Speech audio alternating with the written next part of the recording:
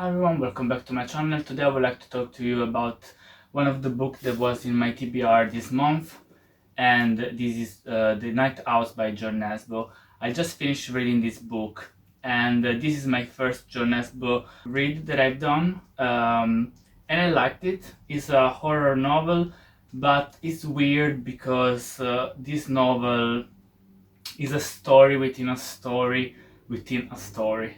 I liked it because it has some supernatural elements to it, and it's interesting how this author that usually writes thrillers has approached this novel.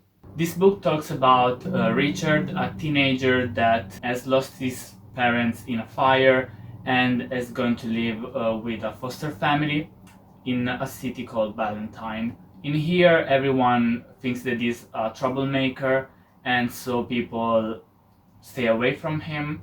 And also, he's not very friendly with the other guys, some of them. He has a friend, Karen, but he treats the other guys unfairly because, for example, one of his friends called Jack, he called him Fatso, so there is somebody shaming. And also, there is another friend, Tom, that stammers, so he makes fun of him. And this book starts with Tom and Richard in a forest, and right outside this forest there is a phone booth.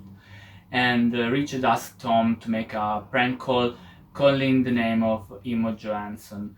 And while they're doing this prank call, Tom is getting sucked by the telephone, and it's something that Richard can explain. And when they start the search for Tom, he explains the situation, but of course no one believes him because this is something unrealistic, something that can happen. So he becomes the bad guy for everyone.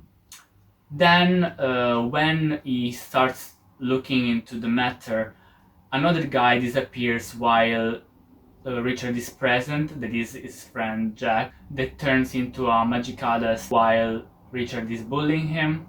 And so the detective that is actually trying to solve this mystery about the disappearance of these guys thinks that he's responsible for their disappearances.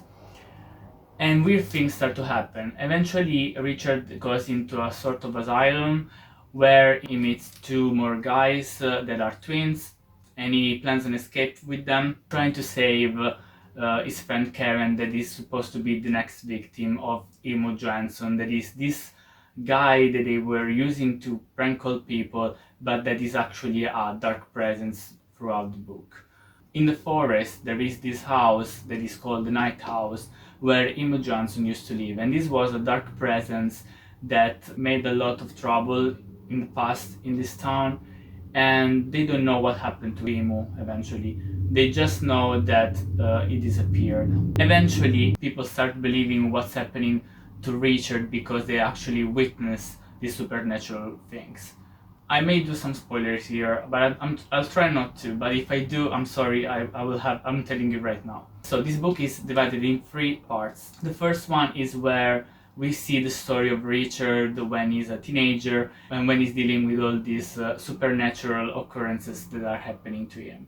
The second part of this book is set 15 years after what happened in the first part.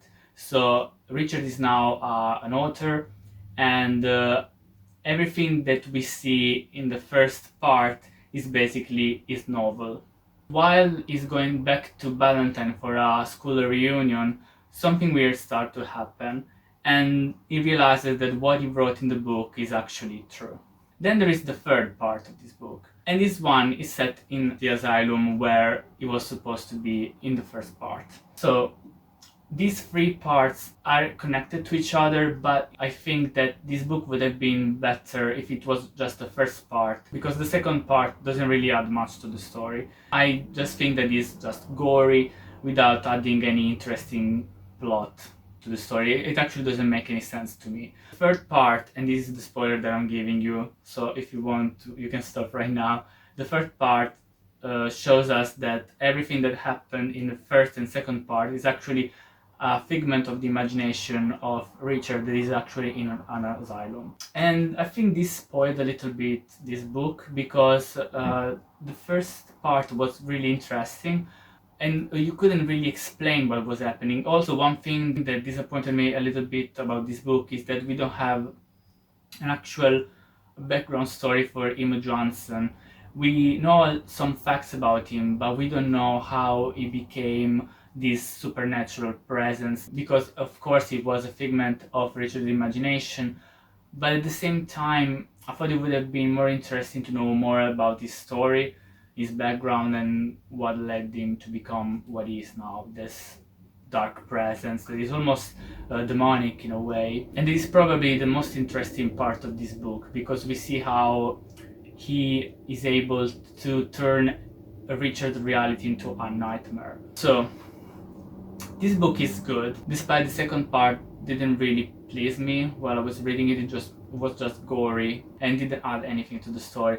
The third part is good, and it completes the rest of the story, even if the story could have ended with the first part itself, because the ending was fine. I don't understand why John Nesbo actually wanted to add these two parts more. I think he had the different scenarios for the ending and he couldn't decide which one to use, so he just put them all in the same book together and tried to find a connection between these parts. This is going to be a very short review, just because I wanted to give you an insight about the story of this book and what are my thoughts about it. I liked it, it's well written, it's my first John Nesbo, but probably I will read something more from him. If you like this video, please give it a thumb up, subscribe and hit the notification bell if you want to see more videos that are coming next.